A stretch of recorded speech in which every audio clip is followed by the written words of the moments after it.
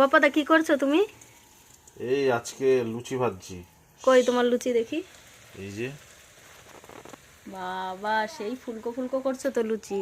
হ্যাঁ, এতে আমার হাতের লুচিগুলো এরকম। আর কি করছো? শুধু লুচি আর কি? লুচি আর আলু মটরের তরকারিরা বেশ জমিয়ে খাবে। খরিদ্দার কোথায় পেলা তুমি এখানে? এইগুলো সব নিয়ে রাস্তায় যাব। যেমন মুনমুন বৌদি করে, নন্দিনী দি স্ট্রিট ফুড বেচে, আমিও বেচবো, করে নিয়ে যাচ্ছি। কই তোমার মটর পনিরের তরকারিটা দেখি কেমন কি করলে। আমি তো কে করেছে এটা রান্না? তুমি? হ্যাঁ, এতে কোনো ফুড কালার নেই কিন্তু। এটা আমার নিজের হাতে তৈরি করা মশলা, আর কিছু সিক্রেট মশলা আছে যেগুলো বলা যাবে না।